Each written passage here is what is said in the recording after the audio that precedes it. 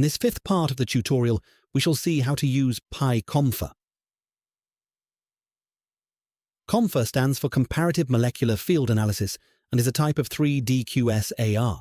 It's essentially a QSAR which uses PLS regressions on 3D data from molecular interaction fields, also called MIFs. Being a ligand-based approach, a good alignment of molecules is mandatory to obtain a valid 3DQSAR model.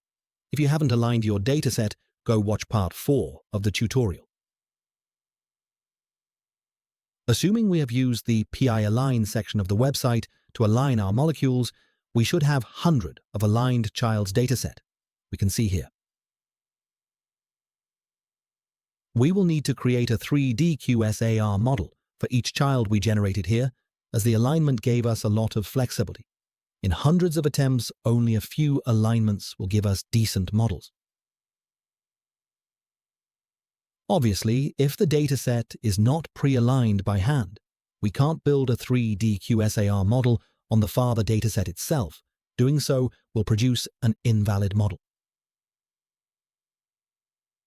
To start building models, first enter your dataset here, then select My 3DQSAR Models, scrolling in the left sidebar.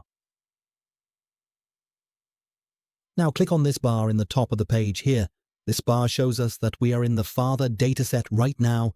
To select the first child, click on the bar and select the first name with the little arrow under the father dataset.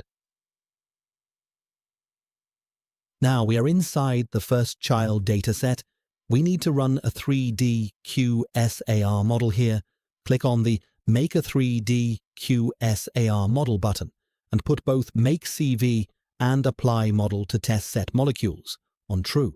This will cross-validate our models and then put them against the external set to try and see how robust they truly are. For each child, you will need to launch 4 3DQSAR models, one with each combination of those 4 methods you see here: Tripose, Autogrid, O3G, and EasyMIF.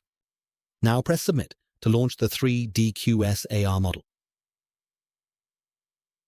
Now we select the second child and do the same to all of them. There can be up to 400 childs in this list, so it will take some hours.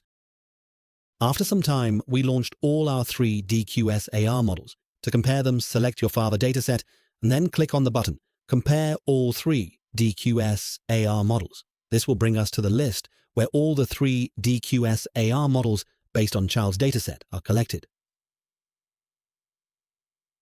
To begin choosing our best models, check for the best values of the Q-squared score in cross-validation CV and on the external set Ext. The higher the Q-squared are, the better is the prediction of activity. Check for R-squared score. The higher those values are, the better the fitting of the model on existing data is. Most importantly, you have the Q-squared full score value. For a good model, it should be 0.5 or above. Then check for alignment, mean shape similarity. The higher this value is, the better are the molecules aligned. Also check for alignment standard shape similarity. The lower this value is, the better are the molecules aligned. Considering those scores can be up to 0.99, a model with high R-squared and high Q-squared like 0.8 can be considered good. They can also be good if they are lower, like 0.5 and 0.6, as long R-squared is not much higher than Q-squared. In that case, the model is overfitted. A model with high Q-squared and modest R-squared can be considered often more reliable. You always have to look at the ratio. Once we decided what is the best model, click on it to reopen the child.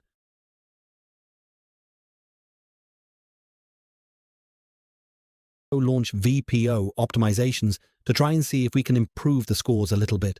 We can also try to launch another QSAR model on it to try and exclude chance correlation.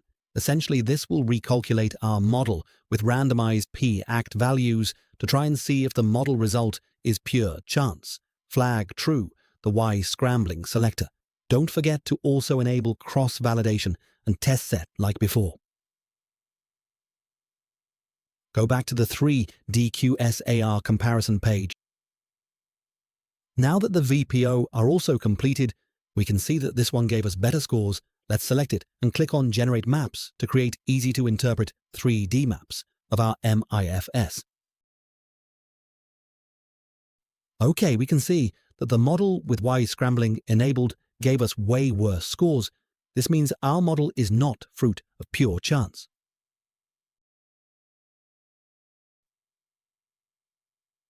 Now that the maps are complete, click on Results to visualize the full scores of the model. Here you can see your model principal components. Press on View exp/recalocd/pred activities and remember to set your principal components in the selector at the top left to see the regression graphic with all your molecules.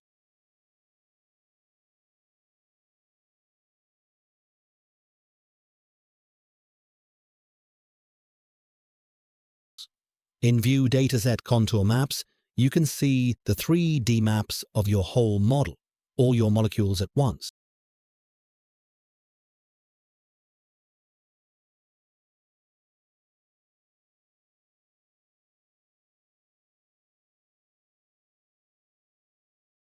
In View Training Molecules MIF, you can see the MIFS maps built on the molecules in the training set.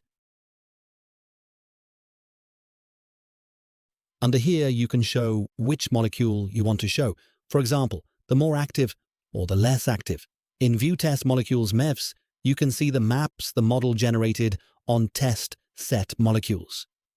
To make maps appear on this representation, press on Show All, and then crank up the STEAC, TCONTR positive and negative. This will make the steric maps appear on screen.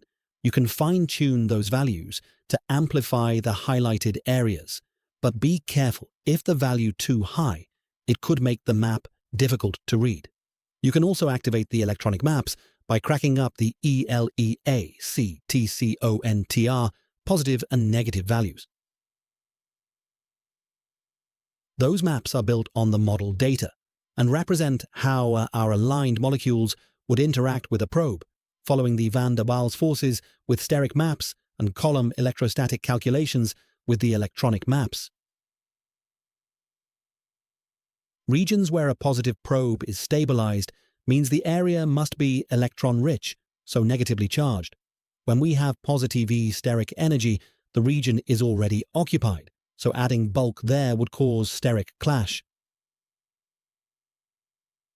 In yellow, we can see the boundaries of the 3D grid placed around the molecule. When those models come out good, they can give us a deeper understanding on what makes our molecule active, and most importantly, how to modify them to make them more effective.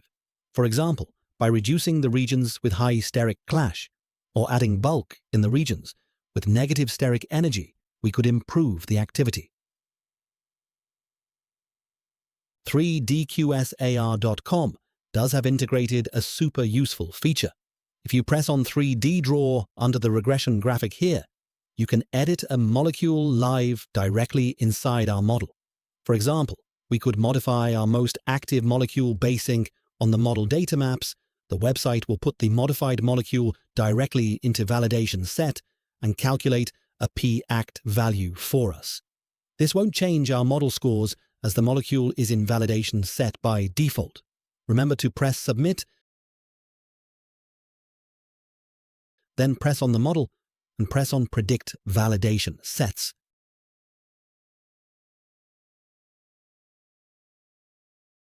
Now, after it is complete, we can go find our molecule with predicted p-act in the molecule list under the regression graphic. With this feature of the website, you could predict the activity of a molecule by simply building 3 DQSAR models on a similar dataset, without the need to synthesize it first. This can save a lot of resources and time.